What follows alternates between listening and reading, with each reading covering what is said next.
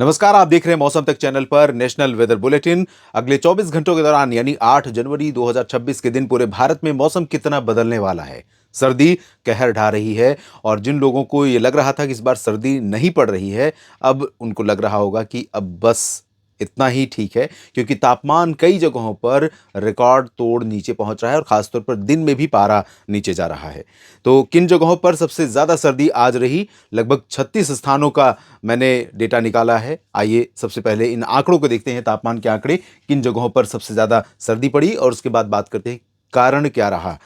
तो इस लिस्ट में आप देख सकते हैं लगभग 35 स्थानों का नाम है जहां पर 16 डिग्री या 16.5 डिग्री से नीचे आज दिन का तापमान रिकॉर्ड किया गया। और दिन का तापमान अगर हम इस लिस्ट में देखना शुरू करें तो उत्तर प्रदेश में फुर्सतगंज और कानपुर इन जगहों पर 16.5 रहा, बीकानेर राजस्थान में 16.4 और 16.3 रहा, वाराणसी में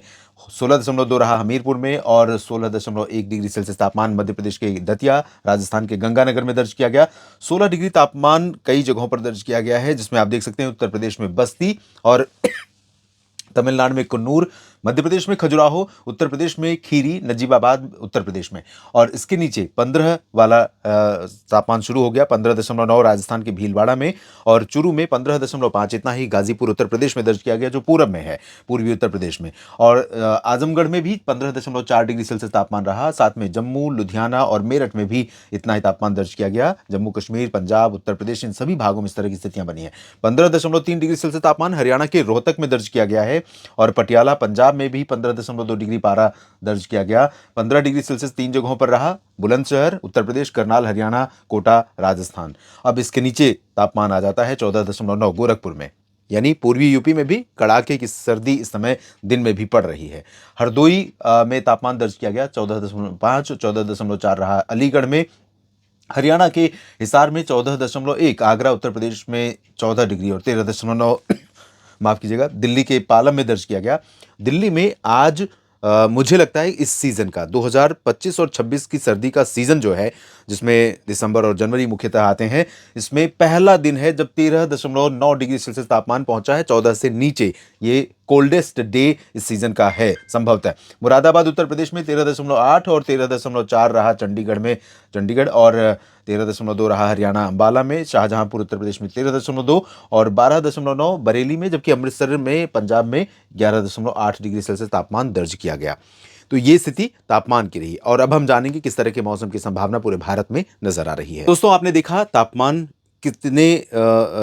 तापमान में कितनी गिरावट हुई है और किस तरह से कड़ाके की ठंड का प्रभाव भारत के कई राज्यों में है। ये आंकड़े उन जगहों पर लोगों के लिए बहुत ही महत्वपूर्ण है, जैसे गुजरात या महाराष्ट्र के कई हिस्से या दक्षिण भारत के, जहां पर अभी तापमान एबव नॉर्मल, सामान्य से ऊपर हैं। फिलहाल मौसमी सिस्टमों की बात करते हैं, उसके बाद हम कोहरे की स्थिति देखेंगे, क्या संभावनाएं हैं और क्यों आज तापमान इतना नीचे रहा। तो जो WD है यहाँ पर उत्तरी पाकिस्तान और आसपास के रीजन पर बना हुआ एक सर्कुलेशन के फॉर्म में, और इसके प्रभाव से उत्तर भारत के पहाड़ों पर बादल नजर आ रहे हैं। आज दिन भर यहाँ पर कोहरा रहा, जिसमें दिल्ली, हरियाणा, पंजाब, राजस्थान और उत्तर प्रदेश के क्षेत्र शामिल हैं। इसमें मुझे ऐसा लग रहा था कि उत्तर प्रदेश के मध्य क्षेत्रों पर ज्यादा घना रहेगा और पंजाब पर, बाकी जगहों पर बहुत घना कोहरा नहीं रहेगा। सुबह बहुत ज्यादा नहीं था, लेकिन एक कोहरे की लेयर सरफेस पर नहीं, हाइट पर एक लेयर बनी रही, और दिन में क्या, दोपहर के पहले तक, लगभग 12-1 बजे तक ये लेयर बनी रही, जिसके कारण धूप कम दिखाई पड़ी और कुछ बादल भी थे, और इसी वजह से दिन का तापमान इतना तेजी से नीचे गया है। दिल्ली में 13.9 डिग्री पारा पहुंचा है,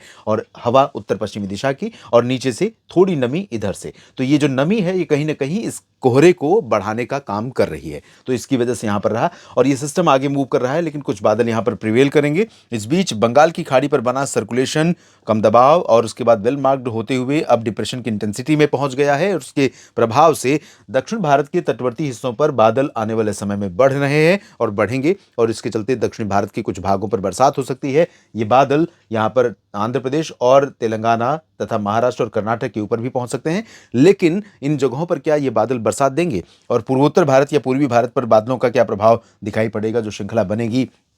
क्या यहां पर भी मौसम बदल सकता है, आइए जानते हैं। उससे पहले एक बार कोहरे की लेयर समझने का प्रयास करते हैं, किस तरह से और किन रीजन्स में कोहरे की लेयर है। ये देखिए आप, उत्तर प्रदेश से लेकर राजस्थान और पंजाब तक ये पूरा का पूरा रीजन कोहरे की ये जो लेयर थी काफ़ी देर तक टिकी रही और इसी वजह से धूप का असर नीचे नहीं पहुंचा और जब तक धूप नहीं पहुंची थी तब तक तापमान इस कदर नीचे पहुंचा था और सर्द हवाएं इस तरह से हाड़ कंपा रही थी कि लोग चाहे शहर हो या गांव कांपने को मजबूर थे। ये स्थिति यहां पर आज बनी रही और कड़ाके की ठंड लोगों ने अनुभव की है। अब जानेंगे पूर्वानुमान और सबसे पहले देखेंगे अलर्ट मेट डिपार्टमेंट की तरफ से 8 जनवरी के लिए क्या जारी किया गया है। इसमें आप देख सकते हैं सभी जगहों पर कोल्ड वेव है, जिसमें हिमाचल, उत्तराखंड, पंजाब, हरियाणा, दिल्ली, चंडीगढ़, राजस्थान और मध्य प्रदेश से लेकर उत्तर प्रदेश, बिहार, झारखंड, पश्चिम बंगाल, ओडिशा और पूर्वोत्तर भारत और छत्तीसगढ़, इन सभी भागों में कोल्ड वेव यानी शीतलहर और कुछ भागों पर पंजाब और हरियाणा में, दिल्ली में तथा राजस्थान के पूर्वी हिस्सों में और बिहार में कोल्ड डे कंडीशन का भी अलर्ट है, यानी दिन में तापमान इसी तरह से रहने वाला है। जबकि मेरा अनुमान है दोस्तों कि इस पूरे रीजन पर जो आज हमने देखा है, इन्हीं रीजन्स पर अधिकांश हिस्से ऐसे होंगे जहां कल भी 8 जनवरी को भी भयंकर कोहरा हो सकता है और ये कोहरे की लेयर सुबह 3-4 बजे से मोटी होनी शुरू होगी और ये दोपहर 12-1 बजे तक 2 बजे तक प्रिवेल करेगी और इसी वजह से पंजाब हो या राजस्थान या हरियाणा, दिल्ली हो या उत्तर प्रदेश और उत्तरी मध्य प्रदेश, बिहार, झारखंड, पश्चिम बंगाल, ओडिशा, छत्तीसगढ़, इन भागों पर कई जगहों पर, पश्चिम बंगाल तक तो उतना नहीं प्रभाव रहेगा, लेकिन बिहार के पश्चिमी हिस्सों, मध्य भागों से पटना से लेकर पश्चिम, रांची से लेकर पश्चिम का झारखंड, ओडिशा, छत्तीसगढ़ के उत्तरी जिले और मध्य प्रदेश समेत ये वाला जो हिस्सा होगा, इन भागों में बेहद घना कोहरा काफी देर तक टिक सकता है और इसी कारण कोल्ड डे कंडीशन, दिन में भी शीतलहर का प्रकोप लगातार जारी रह सकता है। इस बीच उत्तराखंड में कई जगहों पर पाला पड़ने की आशंका का भी अलर्ट जारी किया गया। नीचे की तरफ भी अलर्ट आने लगा है। तमिलनाडु में और पुदुचेरी में येलो अलर्ट है बरसात का। यहां बरसात अगले 24 घंटों के बाद और इनहेंस हो जाएगी और यहां पर ऑरेंज अलर्ट जारी किया जाएगा। अब हवाओं की दशा और दिशा देखते हैं। जिस दक्षिणी हवा का जिक्र मैं कर रहा था, जिसके कारण कोहरा और ज़्यादा बढ़ रहा है, वो ये हवा है और इस सिस्टम का कहीं ना कहीं रोल है जो ऊपर की तरफ इस हवा को थ्रो कर रहा है और ऊपर की तरफ इस रीजन में, इस जगह पर आने के बाद, उत्तर भारत के मैदानी भागों में, राजस्थान और उत्तर प्रदेश पर आने के बाद ड्राई विंड से मर्ज हो रही है और यहाँ पर ड्राई विंड्स जो वेस्टर्ली चल रही है, पश्चिमी दिशा या उत्तरी दिशा की, उसके कारण जो तापमान नीचे जा रहा है, जो गलन बढ़ रही है, उसी वजह से कोहरा ज़्यादा तेज प्रभाव दिखा रहा है। भले सरफेस पर न रहे, रेल और रोड ट्रैफिक पर भले प्रभाव बहुत ज़्यादा नहीं डाले, लेकिन एयर ट्रैफिक पर असर इसके पड़ने के आसार या आशंका है। और इधर जो हवा है पूर्वी उत्तर प्रदेश में और बिहार, झारखंड, पश्चिम बंगाल और ओडिशा, छत्तीसगढ़, पूर्वी मध्य प्रदेश, इन कई राज्यों पर यह हवा कल और रफ्तार पकड़ सकती है। तो यहाँ पर जैसे ही कोहरा हटेगा, धूप काफ़ी तेज तीखी नजर आएगी और वही स्थिति कई जगहों पर इधर भी रहेगी।